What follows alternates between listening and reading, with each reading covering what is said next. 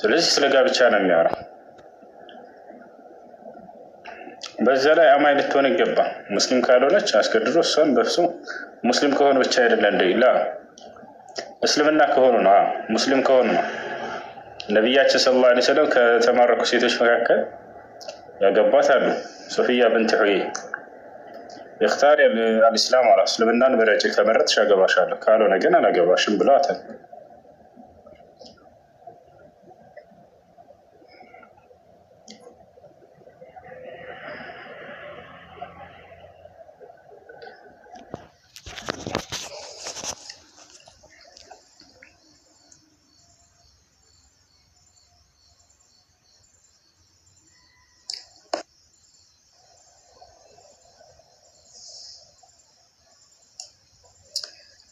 ካልሆኑ ምን ይደረጋል? ካልሆኑ ብዙ መፍትሄዎችን አስቀምጧል። አንቺ شو تستفيدين من هذا السؤال ما ادري والله። ሙስሊም ካልሆንሽ ወደ ቤትሽ በሰላም ልክሻለሁ አላት ነብዩ ሰለላሁ ዐለይሂ ወሰለም። ያ ምናልባት ክርስቲያን ጋር ያዋልሽ ከሆነ በክርስትና ላይ ያለውን ልንገርሽ። እንደ ክርስትና ከተማረከች ሴት ልጅ ለሁለት ነው እግዚአብሔር የከፈላቸው።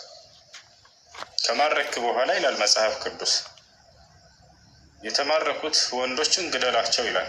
ሴቶች ከሆኑ ደግሞ ከወንድ ጋር በመገናኘት የሚታወቁ ወይንም ድንግል የሌላቸው ሴቶች ከሆኑ ግደላቸው አለ እግዚአብሔር። ከወንድ ጋር በመገናኘት የማይታወቁ ከሆነ ግን ለራሳቸው ወሰዷቸዋል። አግቧቸው ምናምን አይልም፣ ለራስህ ውሰድ፣ ተጠቀምባቸው፣ ይወስዳቸዋል። እነዛ ያን ያደርጋል።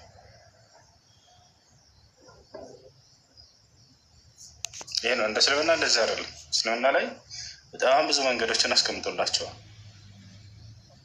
ለመጀመሪያው ይቅር በሏቸው የሚል ነው። ፈኢማ መነን ባዕዱ ወኢማ ፊዳን ይላል። ፈኢማ መነን ባዕዱ ወኢማ ፊዳን፣ የመጀመሪያው ነፃ በማውጣት ሁሉ ይተዋልላቸዋል።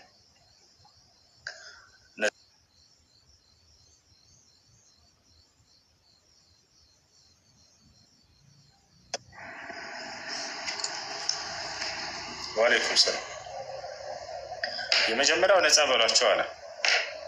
ከዛ በመቀጠል ምን አለ? ያስቀምጠው መንገድ ምንድነው? ኢስላም ፊዳ ማለት እኛ የማረኩብን ሰዎች ካሉ አማኞች ካሉ እነሱ የማረክንባቸው ካለ ከማረኩብን ለምሳሌ 5 አማኝ አምጣልኝ፣ እኔም ደግሞ ከማረኩብህ 5 ከሃዲ ይልክልሃለሁ። በቃ መለዋወጥ ማለት ነው። ይሄን መንገድ አስቀምጧል። ከዚህ ሶስተኛው ደግሞ ምንድነው? የተማረከባቸው ሰውየው የሀገሪቱ ባለስልጣን የተማረኩብኝን ሰዎች ስጠኝ ካለ ያ የማረከው የሙስሊም መሪ የሚያስቀምጠውን ነገር አስቀምጦ ይህን ካመጣ እሰጥሃለሁ የሚል ነገር ድርድር አድርጎላቸዋል። አላህ ይወታቸዋል አይደለ? ያ ነው። ያ ካልሆነ ደግሞ የተማረከበት ቤተሰብ ካለ መጥቶ መውሰድ ይችላል። ልጃችንን ማርከሃልና ለምርኮ ያንን የሚያስፈልገው ነገር ከፍላለሁ ብሎ መውሰድ ይችላል። ያ ካልሆነ ደግሞ ተመልከተው ሁሉ መንገድ አስቀምጧል።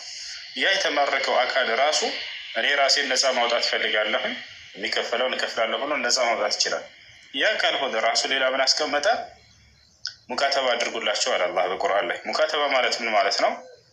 ብድር ሰውየው ገንዘብ የለውም ነፃ ለመውጣት ገብታችኋል አይደል? ለምሳሌ ሀገሪቱ መንግስት 10,000 ብር አምጣ ነፃ ትወጣለህ አለው። ይሄ የሚከፍለው ደግሞ የለውም። ይሄ ባሪያ የሚወስደውም መሪው የለውም፣ ቤተሰብም የለውም። ከዚያ በኋላ ይሄን 10,000 ሰርቶ እስኪያመጣ ድረስ እድል ትሰጡታላችሁ። ከዛ ያንን ሰርቶ ሲያመጣ ነፃ ይወጣል። ይሄ ሁሉ መንገድ አስቀምጦላችኋል። እሺ ሰላም ታማኝ። ሰላም አለይኩም። እሱ ወአለይኩም ሰላም ወራህመቱላሂ ወበረካቱ። እንዴት ነህ? ሰላም ነው አላህ አልሐምዱሊላህ። አልሐምዱሊላህ። መርሐባ። የሆነ ጓደኛዬ ነበር ስገባ ሸር አድርግልኝ ምናምን ብሎኝ ነበር እና ሸር ላድርግለት። አየሽ ምርኮኞች ባለትዳር ቢሆንም እንኳን ግንኙነት እንዲፈጽሙ የተፈቀደላቸው ወሲለት የት ጋር ነው እንደሱ የሚለው? መስፈርት አለው። ዝም ብሎ አይደለም እያልኩሽ እኮ ነው አሸጊተው። አንደኛ እቺ ሴት ከተማረኩ በኋላ አማኝ ከሆኑ አልኩኝ ከኔ ጋር ነሽ። አማኝ ካልሆኑ አይቻልም እሷን መገናኘት። ላ የጁዝ ወጥ አልአመት አልካፊራ የተማረከች ሴት ካፊር እስከሆነች ድረስ እሷን መገናኘት በፍጹም አይፈቀድም። ልብ በይ። አንደኛ በጦርነት ጊዜ የተማረከች ሴትዮ አመነች፣ ሰለመች አይደለ? ከሰለመች ኒካህ ይኖራል አይኖርም? ከዛ ከካፊር ባሏ ጋር ምናልባት ባሏ ካለ ማለት ነው። ኒካህ ይኖራል አይኖርም? ይሄንን መጀመሪያ ልታውቂ ይገባል። ኒካህ አለ የለም? የለም። ከላስ ኒካህ ወደቀ። መቼ? በሰለመችበት ቀን። ከዛች ሴትዮ ጥያቄ ትጠይቃለች፣ ይቀርብላታል ለትዳር ማለት ነው። ገብቶሻል አይደለ? ያ የሙስሊም የማረካት አካል ካለ ፈቃደኛ ከሆነች ያገባታል። እሱ ሲያገባትን ጊዜ እንደ ማንኛውም ሴት መህር ሰጥቶ በወልይ ይገኛል ቤተሰቧ ስለሌለ ከተባለ የሙስሊሙ መሪ ወልይ እንዲሆን ነቢ ሰለላሁ ዐለይሂ ወሰለም መስፈርት አስቀምጠዋል። ገብቶሻል አይደለ? ባሏ እያለ ማለት ያ ኸላስ ያኩ ወደቀ ኒካሁ በሰለመችበት ቀን። ገብቶሻል አይደለ? በሰለመችበት ቀን ኒካህ የለም።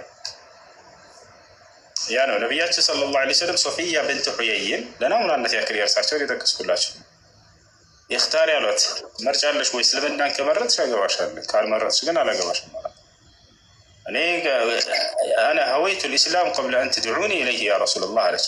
ዛሬ እርስዎ ጥሪ ሳያደርጉልኝ ወደ እስልምና ከዚህ በፊት መስለም ፈልጌ ነበር እኮ ብላ ተናገረች። ወማ ሊየ ፊል የሁድያ አለች። ከዚህ በኋላ በአይሁድነት ላይ ምን አለኝ? ምንም አልሰራም እዚያ ላይ ብላ እስልምናን ተቀበለች። አላህ ይሰለው። ከዚያ በኋላ አገባት ማለት ነው። ይሄ ነው። እሺ ሰላም አለይኩም። ወአለይኩም ሰላም ወራህመቱላሂ ወበረካቱ። ብላክ ነኝ። ላውራ አይደል? ጥያቄ ነበር። እሺ እንትን ነበረ እኔ ወደ እስልምና ከገባሁ ትንሽ አመት ቆይቻለሁ እና አልሐምዱሊላህ እናቴ ደግሞ ካፊር ነበረች ማለት ነው። እና እሷን ቤተክርስቲያን ምናምን አደርሳታለሁ። ቆራቢ ነች። ስትፈልግ ወንድ ልጅ እኔ ብቻ ስለሆንኩኝ እህቶች ቢኖሩኝም እሷን ምናምን ወስዳታለሁ። እና ይሄ ወንጀሉ ምን ያክል ነው ማለት የሆነ አጅር ባላገኝበት እንኳን ወንጀለኛ የሚያደርገኝ ነገር ነው ወይ? ሁሌ ስለሚያስጨንቀኝ ለመጠየቅ ነበር። እሺ ሌላ እነሱ እህቶች ምናምን ክርስቲያን ናቸው? አዎ ሁሉም ክርስቲያን ናቸው። 4 እህት አለኝ። 4ቱም ክርስቲያን ናቸው። እንደሱ ከሆነ በምድራዊ ህይወቷ አንተ አግዛት። ሃይማኖት ላይ ንክኪ በሌለው ነገር ላይ አንተ ከጎን ሁን። ወላጆቻችሁን እናንተ ብትሰልሙም እንኳን እንዳትተዋቸው ብሏል አላህ ሱብሓነሁ ወተዓላ። ወሷሒብሁማ ፊ ዱንያ ማዕሩፈን አለ። አንተ ዘልመህ እናትና አባትህ በክህደት ላይ ቢሆን አደራ በምድራዊ ህይወታችሁ መልካም ተዋላቸው፣ በጥሩ ሁኔታ ተናገራቸው። ነገር ግን በአምልኮ ተግባራት ላይ ማገዝ አላህ ሱብሓነሁ ወተዓላ የሚካድበት የአምልኮ ተግባር ላይ በፍጹም ማገዝ አይቻልም በዚህ ነገር ላይ። እሺ ስለዚህ እኔ ይህንን ነገር ማድረግ የለብኝም ማለት ነው። ከቻልክ አንተ ማድረግ ያለብህ ወደ ኢስላም ጥሪ አድርገህ ሞት መጥቶ ሳይቀርባት በፊት እንደው ይህን ነገር አስረዳም። የመሲሁን ላይ ያለውን ግለጽላት። መሲሁ ምን አይነት እንደው በመጽሐፍ ቅዱሳቸውም ላይ እኔ ሰው ነኝ ብሎ በግልጽ የተናገረ አካል ነው። ኢየሱስ ክርስቶስ አምላክ አለኝ ብሎ በግልጽ ተናግሯል። ስራዎች ሁሉ ከእኔ እንዳይፈርሱ እንዳልሆኑ ተናግሯል። እርሱ ምንም በራሱ ማድረግ እንደማይችል ያ ሁሉ ተአምር ሲያደርግ የነበረው አስደንቋቸው ከሆነ ወደ መለኮት ከፍ ያደረጉት የአምላኩ ስራዎች እንጂ እርሱ እንዳልሆኑ መጽሐፍ ቅዱስ ለአምላኩ አምልኮ ይሰራ ነበር፣ ይሰግድ ነበር፣ ይጸልይ ነበር፣ ያመልከው ነበር። ሁሉና አምልኮ ስርዓቶች ይፈጽማል እና ነቢይ እንደሆነ መልእክተኛ እንደሆነ ይህን ሁሉ አስተምራት፣ ወደ እስላም ጥሪ አድርግላት። በእንደዚህ ነገር እንትን ብለን ስለነበር ደፈረበና አንድ ቀን ጀምረው ይሄን ነገር ታስብበታል። አውርተን ነበር በእንደዚህ አይነት ነገር ያው እድሜ አንጻር ምናምን ይህን ግንዛቤ እፍረት ምንም ትልልቅ ሰዎች እንትን ስለሚሉ ይህን ነገር ፍላጎት እንኳን የላትም። ግን ያሁን የሚያስጨንቀኝ የነበረው ያሁን የጠየቅኩን ጥያቄ ነበረ። ኢንሻላህ ለመተው ያው ከአቅሙ አንጻር ምናምን ነው ይሄን ነገር ያልኩ። ማደርሳት ምናምን ቆራቢ ሰው ሲሆኑ ቤተክርስቲያን ምናምን ብዙ ጊዜ ስለሚሄዱ እኔ ነኝ ብዙ ጊዜ ማደርሳት እና ሁሌ ያስጨንቀኝ ነበር ታውቃለህ። ይሄን ለመጠየቅ ነበር። ሹክራን። እሱ ጥያቄ ነበረኝ እኔ። እሺ ጥያቄ የሆነ ጓደኛ ጋር ስናወራ ሙስሊም ሆኖ ሶላት አይሰግድም፣ እንደገና ደግሞ ያኔ ካፊር ማለት ነው። ሙስሊም ነው ግን ሶላት አይሰግድም ምናምን አለኝ። እና ደግሞ እኔ ደግሞ እንደዛ አይደለም ካፊር ማለት አላህን የማያምን ነው። አላህ መኖሩንም እንደዚህ ነው ብሎ የማያምን ነው። ስለዚህ ሙስሊም ማለት በአላህ ያምናል ግን ወንጀለኛ ነው ባለመስገዱ ብያልኩትና በዚህ ተከራክረን ነበር። እንዴት ይታያል? ሁለተኛ ጥያቄ ደግሞ ከነጫማ ሶላት መስገድ እንዴት ይታያል? ያኔ ከነጫማ ሆኖ ሶላት መስገድ ማለት ነው። እሺ ሶላት የማይሰግድ ሰው ሙስሊም አይባልም፣ ባጭሩ ካፊር ነው፣ አላህን የካደ ነው። ነቢያችን ሰለላሁ ዐለይሂ ወሰለም ሐዲስ ላይ ሲናገሩ ምን አሉ? አልዐህድ አለዚ በይነና ወበይነሁም አስሶላህ ፈመን ተረከሃ ፈቀድ ከፈረ አሉ። በእኛና በካህዲያኖች መካከል ትልቅ ከሚለዩን ነገራቶች መካከል አንደኛ ሶላት ነው ብለዋል። ሶላትን የተወሰው በእርግጥም ክዷል አሉ። በሌላ ሐዲስ ላይ ነቢያችን ሰለላሁ ዐለይሂ ወሰለም በይነ ረጁል ወበይነ ሽርክ ወልኩፍር ተርኩ ሶላት ብለዋል።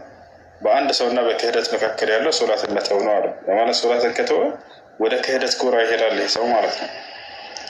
ስለዚህ ሶላትን የተወሰው ሙስሊም ሊባል አይችልም በፍጹም። እሱ ነው። ሌላኛው በጫማ ሶላት መስገድ ይቻላል ወይ? ጫማው ንጹህ እስከሆነ ድረስ ችግር የለውም። ነቢያችን ሰለላሁ ዐለይሂ ወሰለም በጫማቸው ሶላት ሰግደዋል።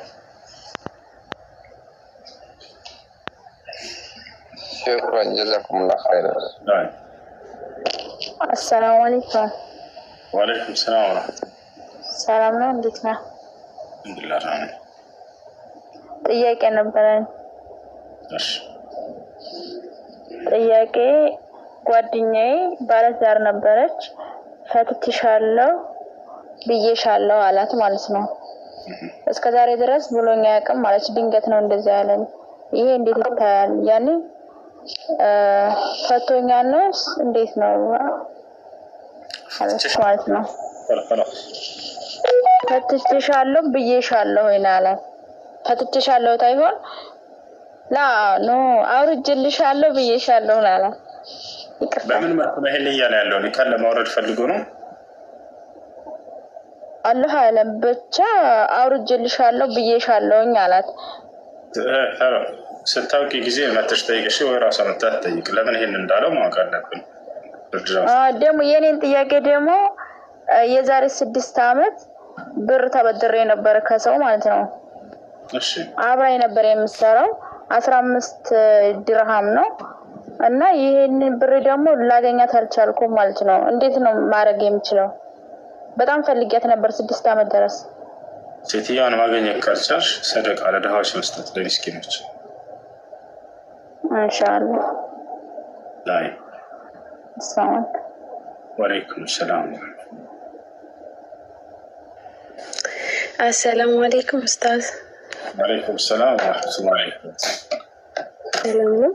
አልሐምዱሊላህ አልሐምዱሊላህ። ጥያቄ ነበረኝ። የሆነ ልጅ ሳውዲ ነው የሚኖረው፣ ግመል ይጠብቅ ነበር ማለት ነው። እሺ ፍየሎች ሳይጠብቅም ወይ ለምን ግመል ብቻ? እሺ ቀጥሽ። እና ግመሎችን ሲጠብቅ ነበር እና የነሱ ኃላፊ ደግሞ እንትን የሆነ ማን ነው የመኒ ነው አሉ። የመኒው ደግሞ እንደነሱ ኃላፊ ነው፣ ከአረቡ ጋር አይገናኙም። ከአንድ ቀን ያው ግመሏን ጠብቆ እያለ ሌላውን ለመሰብሰብ ምናምን ያኔ ሳላቅ መታዋት አለ። መታዋትና እግሯ ተሰበረ አለ ልጁ። ከዛ እግሯ ከተሰበረ በኋላ በጣም ተነገጥኩኝ ምናምን ነገር አለ። ያ ኃላፊው መጣ። አንተ ነህ ወይ የሰበርካት ምናምን ብሎ ጠየቀኝ አለ። እሺ አይ እኔ ያልሰበርኳትም። ሰው ሲጠይቅ ወይ እንደዛማ ከሆነ ግመላቸውን ከራሳቸው በላይ ስለሚወዱ አንተ ከነገርካቸው ይገሉሃል ምናምን አሉኝ አለ። ከዛም በኋላ እኔ ደግሞ አልነገርኳቸውም ደብቄ እኔ ያልሰበርኳትም ብዬ ከዛም ያ የመኒው ደግሞ አንተማ እንደሰበርካት ያውቃል ሰውዬው አንተ ስለምትጠብቃት፣ አሁን ግን ያው ግዴታ ማውጣት አለብህ ብሎኝ ያው የሁለት ወር ደሞዜን ትቼ ወጣሁኝ አለ። ከዛ ወጣሁኝ ትቼም ወጣሁ ብቻ እንትን የታክሲ ሰጡኝ። ከዛ ወጣሁ አለ። አረቡም ማያውቅም ግን እኔ ደብቄያቸው ነው ወጣሁት። እግሯ ተሰበረ አለ።